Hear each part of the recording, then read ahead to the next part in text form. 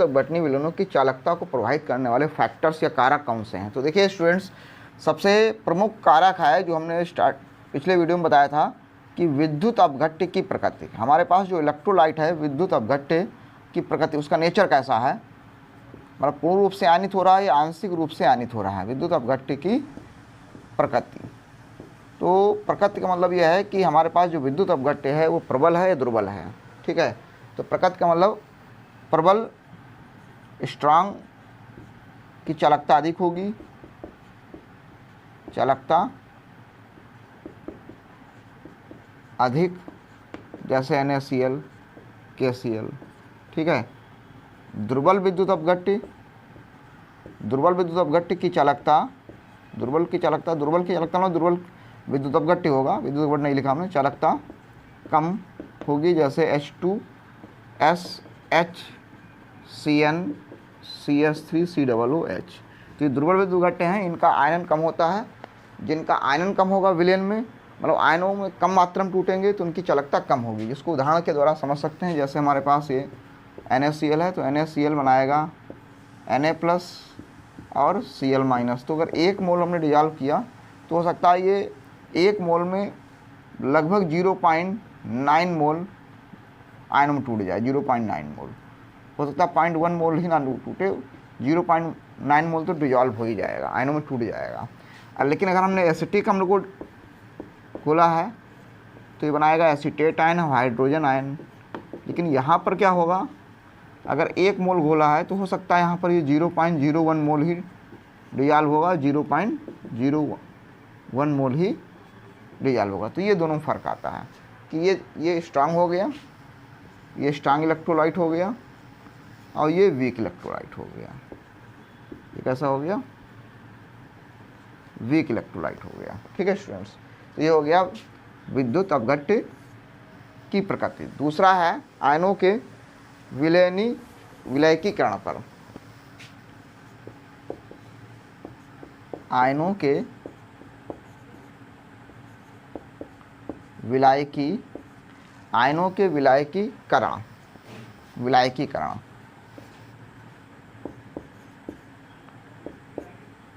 विलयकीकरण का मतलब क्या हुआ, solvation of ion, solvation of ion. इसका मतलब ये है कि जो आयन विलयन में घोले गए, आयन जो हैं, आयन का विलयन के मध्य लगने वाले आकर्षण बल पर, लगने वाले अंतर आणविक आकर्षण बल। मतलब हमने क्या किया, जैसे कि कोई भी वैद्युत अपघट्य को विलयन में घोला तो वैद्युत अपघट्य आयनों में टूट गया, तो उसके आयन और विलयन जो विलायक है, तो विलायक के मध्य, विलायक के जो अणु होंगे उनके मध्य आकर्षण ज़्यादा है, लगने वाले आकर्षण बल पर। यदि आकर्षण बल अधिक है, यदि आकर्षण बल प्रबल है तो चालकता कम होगी। तो चालकता कैसी हो जाएगी, तो चालकता कम होगी।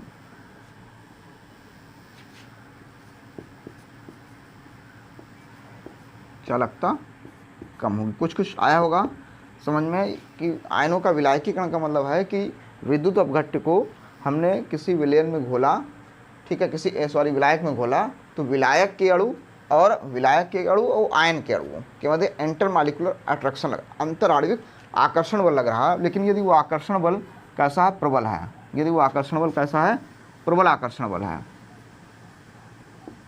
प्रबल है ना, तो चालकता क्या हो जाएगी, कम है। अगर आकर्षण बल कम है तो आसानी से मोबिलाइज कर जाएंगे, जिससे चालकता बढ़ जाएगी। चालकता कम होगी क्योंकि आयनों की गतिशीलता कम हो जाएगी।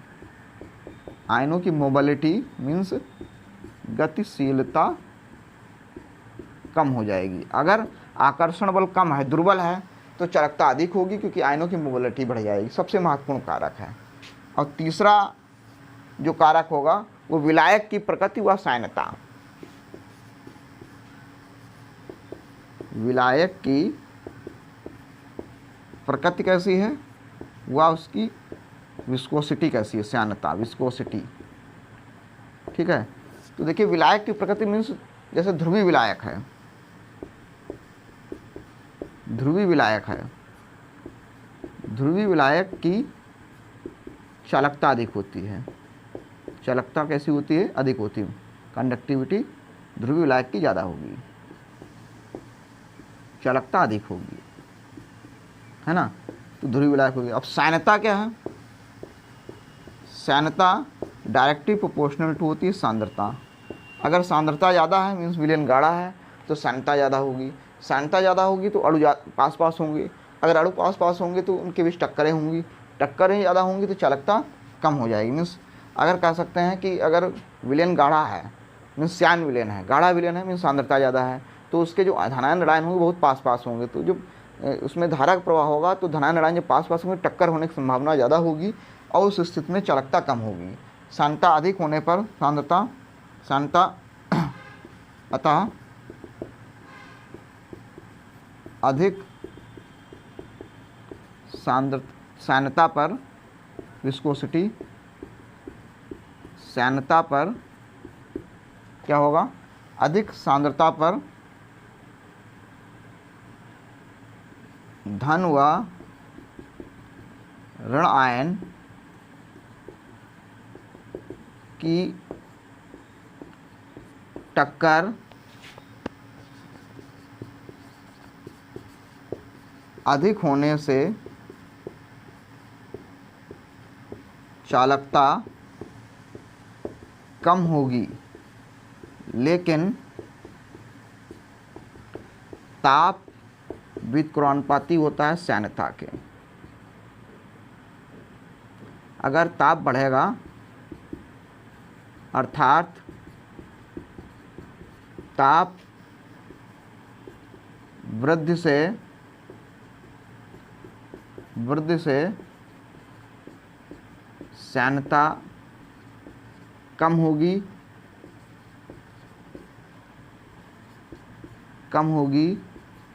जिससे चालकता बढ़ेगी, चालकता बढ़ जाएगी। और अगला कारक है नंबर 4 टेम्परेचर। तो अभी बताया कि ताप अगर हम बढ़ाएंगे, ताप बढ़ाने पर आयंस की गतिज ऊर्जा बढ़ेगी, काइनेटिक एनर्जी। गतिज ऊर्जा बढ़ने से मोबिलिटी और चालकता बढ़ जाएगी, चालकता में वृद्धि हो जाएगी। ये कुछ ऐसे कारक हैं जिन पर चालकता निर्भर करती है, लेकिन सबसे महत्वपूर्ण जो कारक है वो इसके बाद हम लोग पढ़ेंगे, विलयन की सांद्रता या तंगता। ठीक है, ये कम पूछे जाते हैं। इनमें मेन जो है विद्युत अपघट्य की प्रकृति है, जो प्रबल, पीछे बता चुके हैं, प्रबल विद्युत अपघट्य लगभग पूर्ण रूप से आयनों में विविध हो जाते हैं, इसलिए चालकता ज़्यादा होती है। दुर्बल आंशिक रूप से आयनित होते हैं, चालकता कम होती है। ठीक है, ये बताया गया कि विलायकीकरण में क्या होता है कि कोई विलायक घोला, विद्युत अपघट्य घोला गया विलायक में, उसके विलायक के अणु और विद्युत अपघट्य के अणु को आकर्षण बल बहुत ज़्यादा लग गया तो चालकता कम हो जाएगी, कि वो मोबिलाइज नहीं होंगे, गतिशील नहीं हो पाएंगे। ठीक है, विलायक की प्रकृति मीन्स हमारे पास विलायक कैसा, ध्रुव विलायक है तो चालकता ज़्यादा होगी, सांद्रता अधिक है तो विलयन गाढ़ा होगा, धन ऋणायन की टक्कर ज़्यादा होंगी, इससे चालकता कम हो जाएगी। लेकिन अगर ताप बढ़ाएंगे तो ताप बढ़ाने से सांद्रता कम हो जाएगी, चालकता बढ़ जाएगी। ताप बढ़ाने पर मोबिलिटी मतलब गति ऊर्जा बढ़ती है, जिससे चालकता में क्या होती है, वृद्धि हो जाती है। तो स्टूडेंट कुछ कारक हैं, इनको नोट कर लीजिए, फिर आगे हम लोग डिस्कस करते हैं सांद्रता का प्रभाव।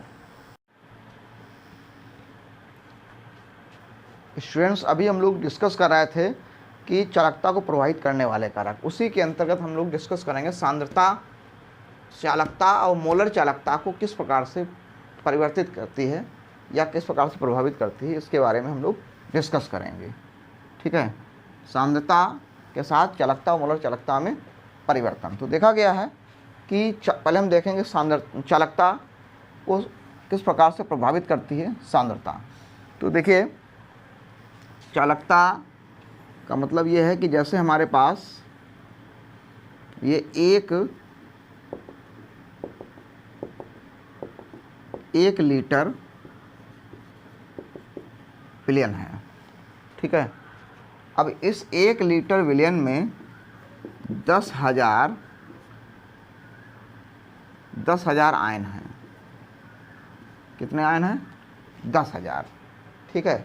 1 लीटर में आयन की संख्या बराबर है 10,000, ठीक है। अगर हम इसके आयतन को बढ़ा दें, 2 लीटर कर दें, कितनी कर दें? 2 लीटर, तो अब क्या हो गया?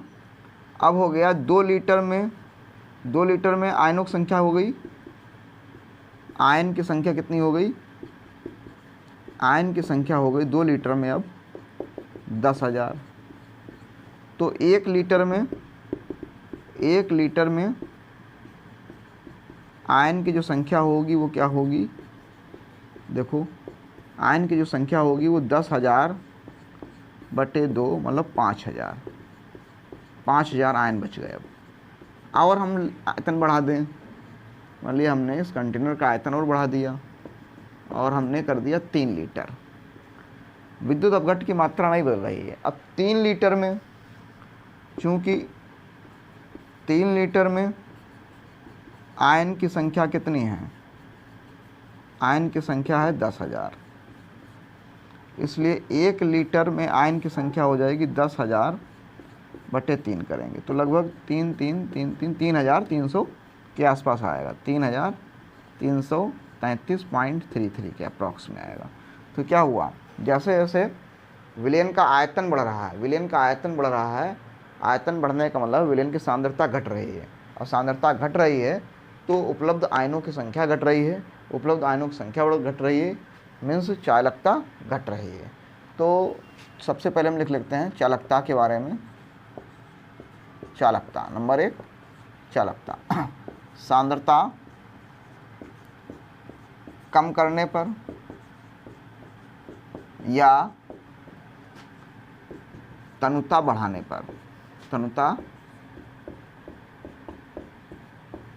पर,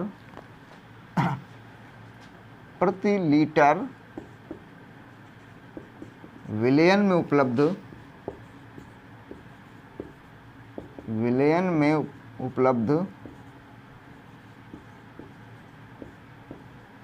आयनों की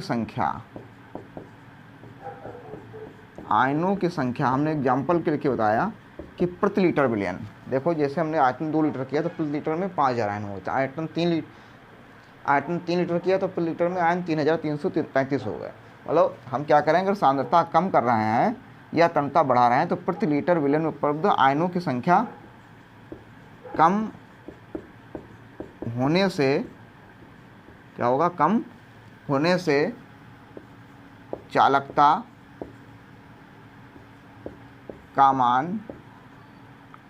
मान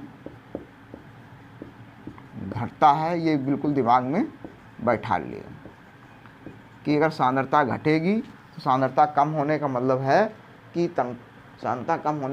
प्रति लीटर विलयन में उपलब्ध आयनों की संख्या घट जाएगी, जिससे चालकता घट जाएगी। अब नंबर 2 है मोलर चालकता, मोलर कंडक्टिविटी। तो देखिए, मोलर चालकता का परिभाषा हम लोगों ने पढ़ी थी कि लैम्डा m बराबर कप्पा अपान सी या लैम्डा m बराबर कप्पा इंटू वी। तो कहने का मतलब मोलर चालकता व्युत्पाती सीमित सांद्रता घटेगी तो मोलर चालकता बढ़ेगी, या ऐसे कह सकते हैं लैम्डा m समानुपाती v तनुता। अभी पीछे फॉर्मूला पढ़ा हुआ है आज ही की वीडियो में, सी मीन्स सांद्रता। कहने का मतलब सूत्र से स्पष्ट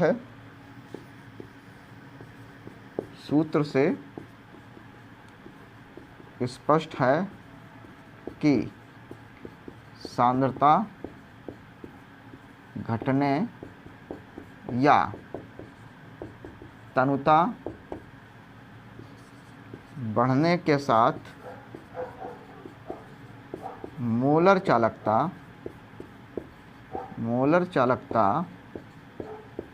बढ़ती है। मोलर चालकता क्या होती है? बढ़ती है। ठीक है स्टूडेंट, सूत्र से स्पष्ट है कि सांद्रता घटेगी तो मोलर चालकता बढ़ेगी, या सांद्रता घटने पर क्या होगा, तन्यता बढ़ेगी तो भी मोलर चालकता बढ़ जाएगी। यह सूत्र से स्पष्ट हो रहा है। तो स्टूडेंट इसको नोट कर लें।